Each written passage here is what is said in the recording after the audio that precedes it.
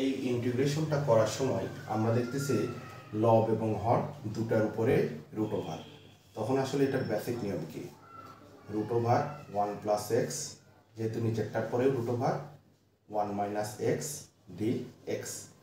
এইবার লবে যেটা থাকবে সেইটাই দিয়েই পুনরায় একবার লবকে গুণ একবার হরকে গুণ, অর্থাৎ root over 1 plus x root over 1 plus x divided by root over 1 minus x root over 1 plus x d x.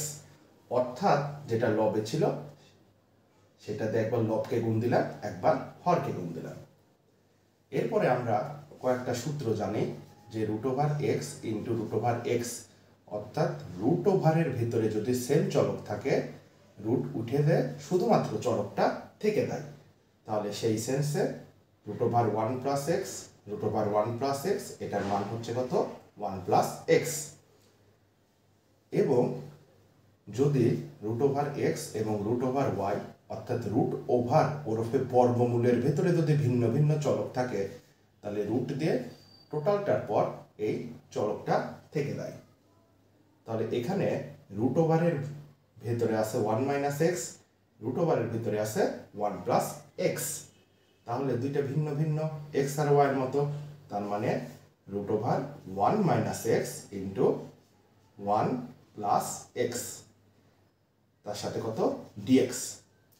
আমরা জানি যে A minus B into A plus B মানে A square minus B square DX. এরপরে আমরা আংশিক ভগ্নাংশের মোটামুটি নিয়ম অনুযায়ী কি করতে পারি? এর পরের লাইনে 1 divided root over 1 square minus x square, তার সাথে দিয়ে দেবো কত? ডিএক্স। এবং প্লাস আছে, দিব প্লাস রুট ওভার এই x divided root over 1 square minus x square dx. এই অবস্থায় আমরা যদি একটু সূত্র খেয়াল করি, সেটা হচ্ছে আমাদের জানা আছে integration of DX divided A square minus x square, এটা সূত্র হচ্ছে sine inverse x divided by A. তো যেহেতু এখানে এ মানে কত? 1, এক্স মানে কত? এক্স, তার মানে এখানে হবে sine inverse x divided by 1। এবং পরে আমাদের x dx root over 1 minus x square.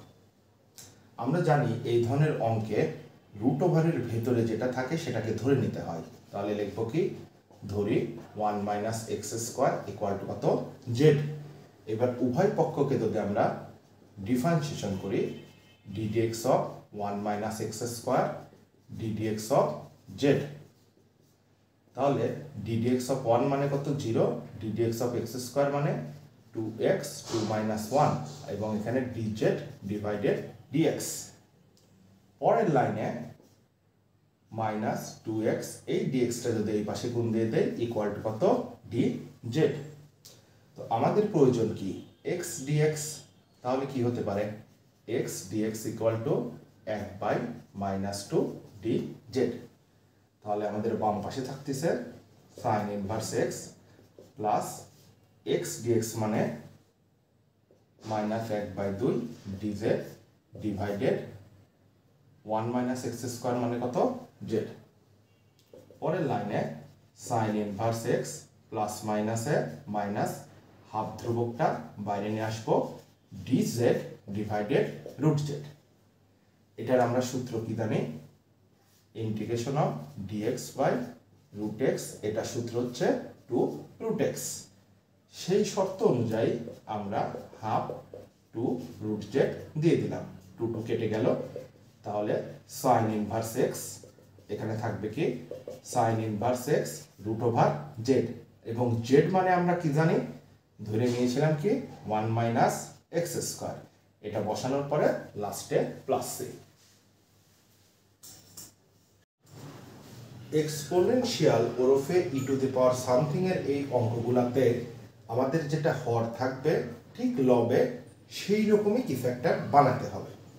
তাহলে আমরা যদি একটু খেয়াল করি যে আমাদের হরে আছে e to the power x e to the power minus x. কিন্তু আমরা যদি লবটা যদি আলাদাভাবে একটু চিন্তা করে দেখি, ই টু দি পাওয়ার 5x আছে এবং ই টু দি পাওয়ার 3x আছে, তাহলে এখানে যদি ই টু দি পাওয়ার এক্স এই পজিশনটা আমরা বানাতে চাই, তাহলে পরে আমরা ই to the power 4x common নিয়ে নেব।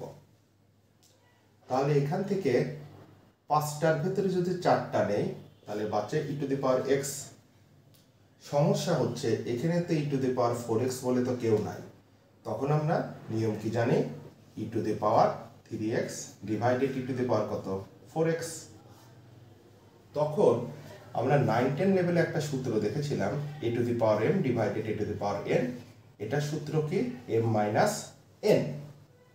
তাহলে এখানে e to the power 4x e to the power x, এই জায়গায় যদি আমরা এটা m কল্পনা করি, এখানে যদি আমরা n কল্পনা করি, তার মানে কি a m মাইনাস n, তাহলে কি হবে ই 3x মাইনাস কত 4x।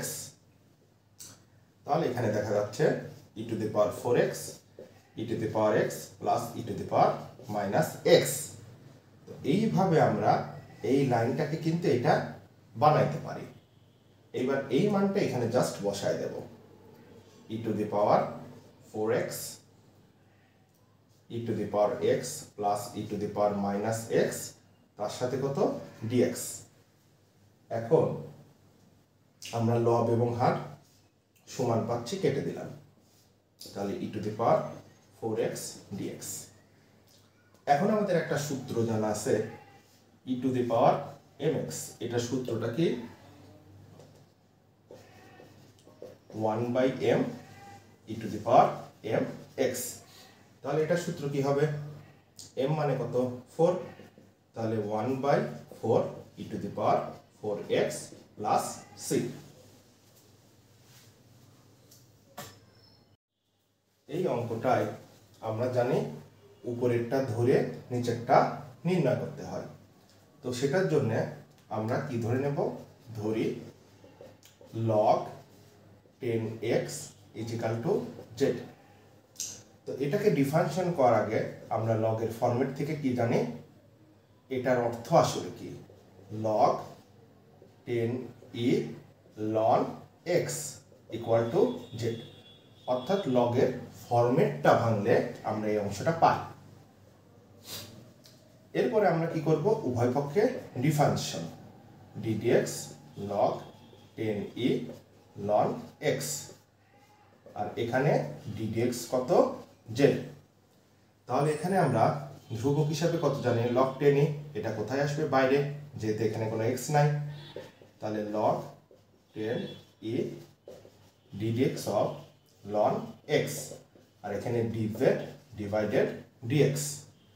পরের লাইনে যদি আমরা যাই, log 10e ddx of ln x মানে কত 1/x, আর এখানে কি থেকে যাচ্ছে dz ডিভাইডেড dx। তো এখন যদি আমরা খেয়াল করি, log 10e dx টাই একের সাথে গুণ হলে dx/x ইকুয়াল টু dz। তাহলে এখানে যে বিষয়টা বোঝা গেল, আমাদের প্রয়োজন dx/x। তাহলে এই dx/x যদি আমরা নির্ণয় করতে চাই, তাহলে এই log 10e, এটা ধ্রুবক, এটা ওই পাশে চলে যাবে, তাহলে dx/x 1/log 10e, আর এই পাশে থাকতেছে কত dz। তাহলে এখন আমরা জাস্ট খালি বসায় দেব, log 10x এটাকে কত ধরেছিলাম z, দিলাম z, তারপর 3 আছে দিলাম 3, dx/x এটার মান কত 1/log 10e dz। তাহলে টোটালটা যেহেতু ধ্রুবক, এটাকে বাইরে নিয়ে আসবো, 1/log 10e integration z³ dz। এখন আমরা এটা সূত্র কি জানি, integration of x two the power n dx এর সূত্র x two the power n plus 1 divided n plus 1।